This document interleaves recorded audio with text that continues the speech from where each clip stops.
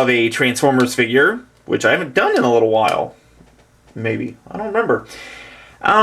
First of all, I want to thank everybody that did stop by and wish me well and congratulate me and all that fantastic stuff on my 3,000 subscriber video.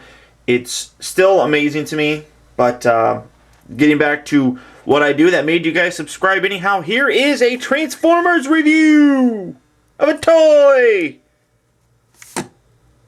Yes, it's a toy. This is animated Swindle. I haven't done an animated review in a while, I don't believe, but this is actually one of my more favorite characters from the animated line, believe it or not. I like how he's a very nice representation of his G1 self. Very good homage to the fact that he's a swindler, a entrepreneurial genius, as it were. He is a Decepticon, but only loosely. He pretty much would go any way he wants, wherever the money is, and whatever he can sell to somebody. He would sell stuff to the Autobots, I would assume, if it meant that they paid him more. But overall, this is a very nice figure. I really like the vehicle mode, more so than the robot mode, to be honest. So, let me get into the looks on this type of thing. Obviously, he's got this big-ass cannon thing on here, which I'll show you right now. Very nice cannon, actually. As you can notice, there are orange bits in here. And when you push this green button right here, they change to purple bits. Now I stopped the missile, but purple translucent piece. When you plug it back in, it goes from purple back to orange. Hopefully you could see that. The coloring may not be too good. But nice cannon. Not too bad, but onto the vehicle. He is modeled after an H2 Hummer, kind of, sort of.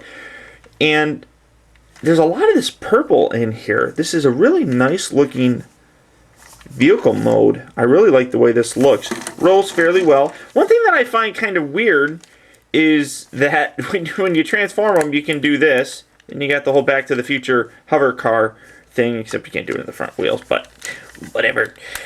Nice looking vehicle, though. I really do like it. Really nice, bold Decepticon symbol right on the hood, which stands out and is very vibrant with the way it looks. Now, to go ahead and transform now, I'm going to set the missile cannon thingy off to the side. Along here on the side, you have these little bits. Kind of loosen this back section. And I like lifting these up. And now look. Now he has wings, and he can fly. Yeah. From that point, then, you want to take this section and lower this down. Separate the legs, and these will kind of click into place. Both legs here. Now, the instructions tell you that you're supposed to do this. So I'm going to go ahead and do this, but I'm going to change it eventually, and I'll show you why here in a bit. Come around here to the bottom, kind of loosen this up. Separate this off to the side. Or just loosen that, and then you can lift this up like so. Take this back section, fold this down. You can rotate these up and rotate those around, and those are going to be his little shoulder cannons. Here's his head underneath here. Kind of just poke that up from the bottom. There you have it. Rotate these around. Rotate these around. You have to bend this down. There's a joint in there. You want to bend it down. I don't even know if you could see that, to be able to get that to fit in there. So that'll do that. Come up here to the hands, and you have to shift them. And again, I hope you can see this. Shift them off to the side like so. And you'll be able to peg. There's a little slot and a peg right up in here. You'll be able to get that in there like so. Fold out that section. Fold that out. Come around to the other side. Do it on here too. Shift, and you're just going to plug that right in like so. Fold that out, rotate that down, bring the arms down, and there you have him in his robot mode. Now, the problems that I have with this. Number one, the wheels, because you put the wheels like this, unless you stand him like that, he's not going to stand. If you spread his legs, he's a lot more. Well, now he's going to stand. Of course, douche. But it's not as secure. So I just leave the wheels folded out to the side. and he stands a whole lot better. The other problem, this doesn't stay in very well.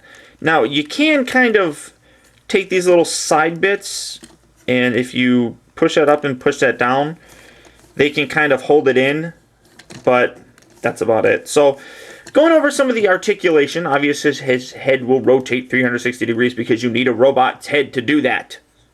Yeah. His arms will rotate. The arms are the most... I mean, like right here, it snaps down because it's like too big of a ball joint. And then this one, if you lift it up, it just falls. It's very loose there. So I don't really like the arms on this figure. His hands are even more gaudy because look at that. Those are his hands. Giant fucking claws. All over ball joint, legs, all that fantastic stuff. He does have these flip over shoulder cannons, which will blow you to smithereens. And he also, when you open this down and fold this out, he has a Gatling gun that comes out of his belly. And that's because he's apparently got some kind of transwarp gate inside his stomach that allows him to pull random objects out of it. Sure. But one thing that you're going to notice, and I'm going to try to get in here, look at all those translucent bits. His eyes, hugely translucent. His forearm, or his upper arms, his hands, his thighs, huge translucent bits on this. I'm going to zoom in and kind of show you. And as you can see, I mean, his eyes are really nice. Oops, that's too close. You get some good translucent bits in there, some good detail in his chest pieces. Overall, though, I mean, decent looking robot mode. He's got his little bola tie right in there, which, yep, that's what that is. A bola tie. Now, you can take his cannon and you can plug it in the side of his arm. And obviously now he's got a big mamma jamma cannon. So, like I said, I do recommend picking him up. It's just this really bothers me. You just got to keep these little pieces here on the side good. So, to transform them, just go in reverse. Take the little thumb pieces, fold those back. Take the hands, return those like so. Rotate them up and around so they're like that. You can go ahead and take the head, push the head back.